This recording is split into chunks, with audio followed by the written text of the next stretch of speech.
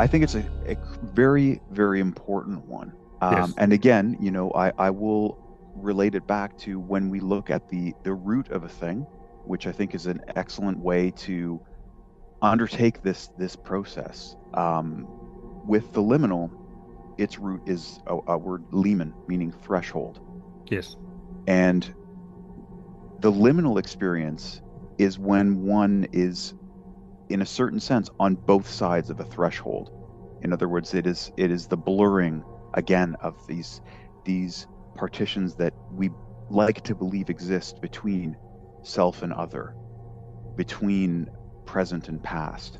And I think the liminal experience is when one is attuned or oriented towards a deeper experience in the moment where they are in less about clinging to their concept of self and more about the open and erotic in that sort of bataille sense experience of the now when they fully embody the notion that we are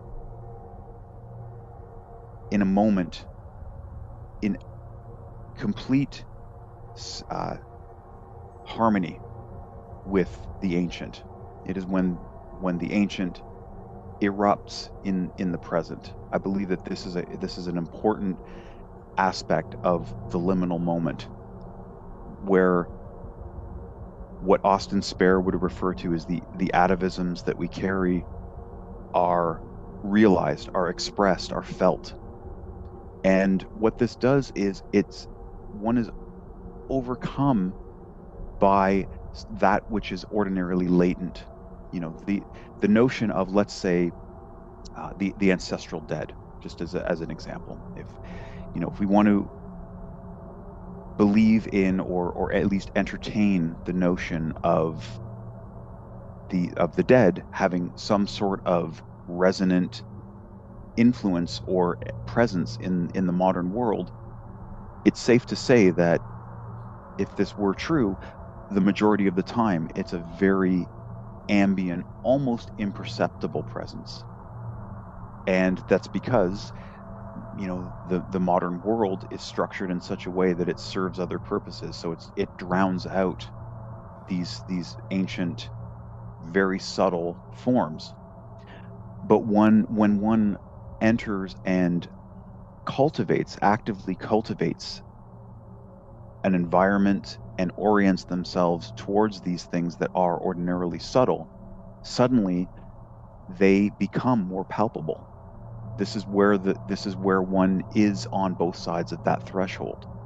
So, a crowded shopping mall or a busy street in a city is not going to be overly conducive to this type of experience.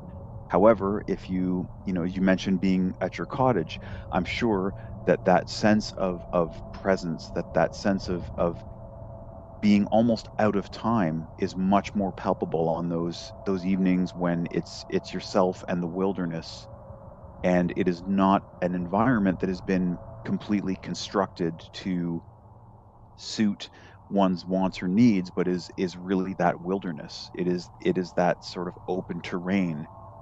And so in doing that, this is what allows the liminal experience. This is what allows one to first find and then breach that threshold. So you're inviting those latent, ancient, atavistic powers or intelligences, if you will, spirits, if you will, that I believe imbue all things. And what is once very latent and ambient, almost imperceptible, then becomes, as I said, palpable, immediate, imminent, and one can then be transformed. May become, as my earlier reference talking about the monstrum as a kind of reminder, as a kind of bringer of knowledge or of portents.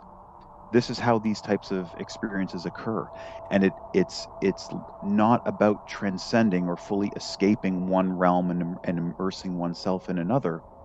It is reaching those kind of the perimeter. It is going out into those places where it is a borderland, it is a hinterland, and it's there that the liminal experience can be fully immersed in.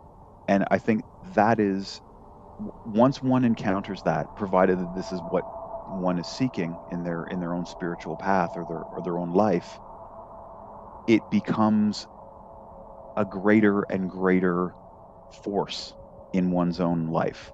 It creates opportunities for that to become not just a series of random experiences that pop up, only by seeming happenstance, but it allows one to move into those types of arenas and cultivate those experiences. It becomes a path rather than a series of seemingly unconnected random events.